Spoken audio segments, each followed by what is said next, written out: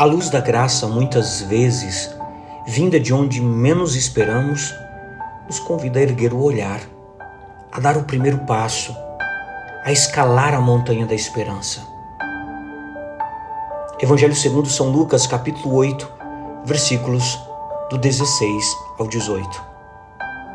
Meus irmãos e minhas irmãs, neste novo dia, a palavra de Deus se ergue diante de nós como um farol, iluminando o caminho da esperança e da ação.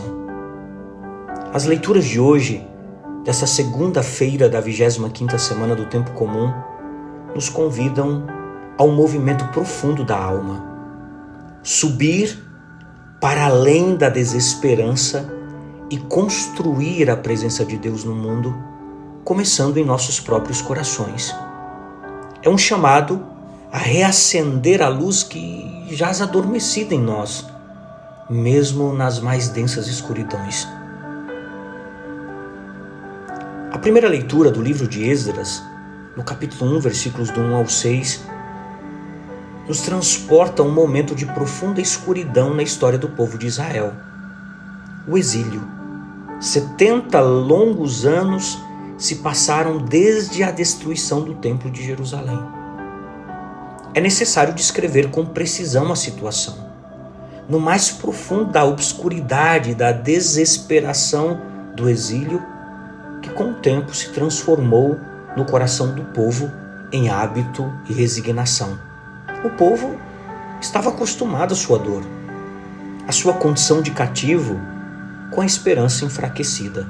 Mas eis que surge uma luz inesperada. Deus despertou o espírito de Ciro, rei da Pérsia. Ciro, um rei estrangeiro e pagão, se torna um instrumento da providência divina. Ele emite um decreto, uma proclamação de liberdade e um convite irrecusável. Quem de vós pertence ao seu povo? O seu Deus esteja com ele e suba para Jerusalém que está em Judá, e construa a casa do Senhor, o Deus de Israel.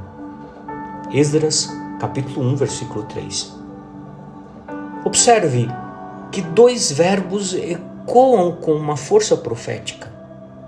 Subir, Yaal, do hebraico, e alar, que significa ir para cima, ascender, e também o verbo construir, Even, do hebraico, banar, que significa edificar, reconstruir. Estes não são meros comandos, são um convite a retomar a coragem e, diria, sobretudo, a reencontrar um dinamismo de vida que nos coloca de novo em caminho e reacende a fantasia.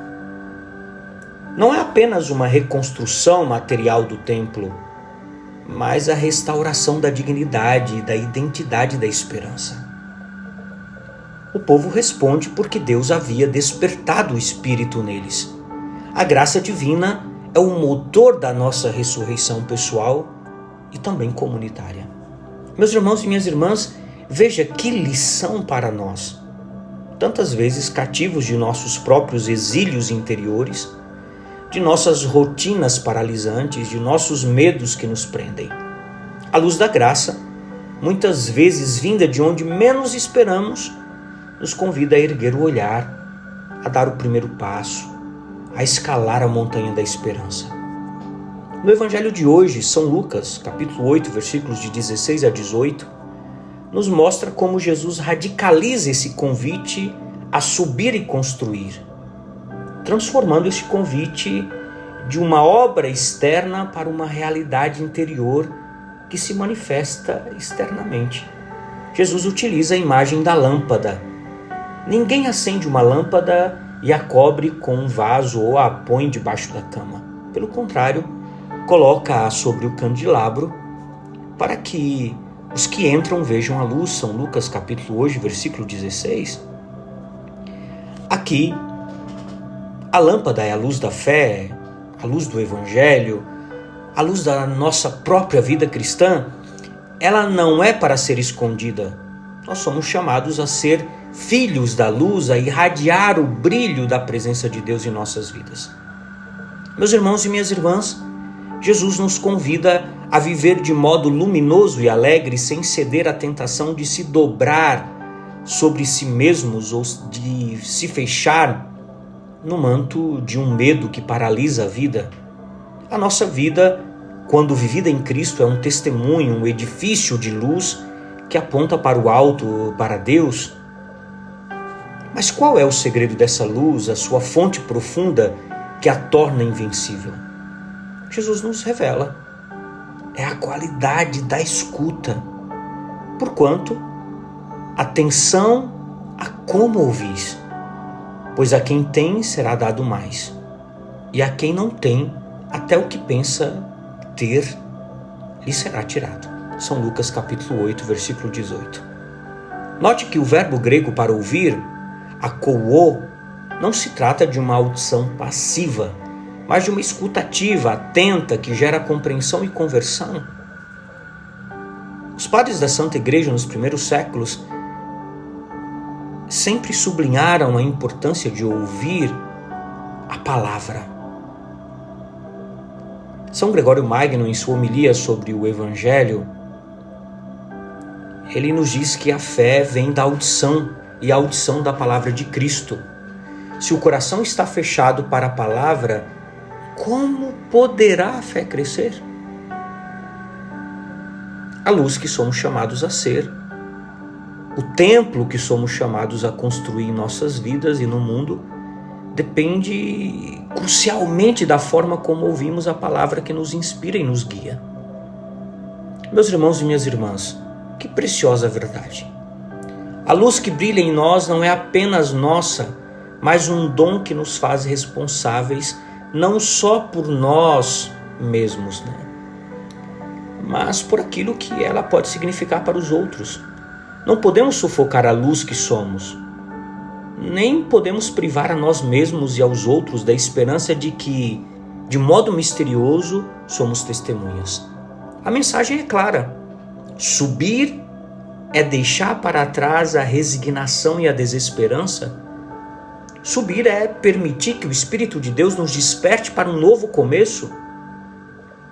É um movimento interior de elevação da alma em direção a Deus.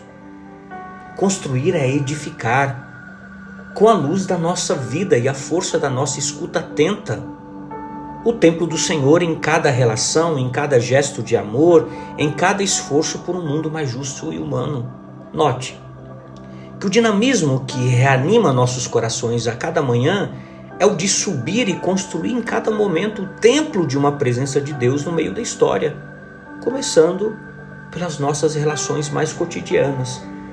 E isso significa, de fato, esperar e fazer esperar.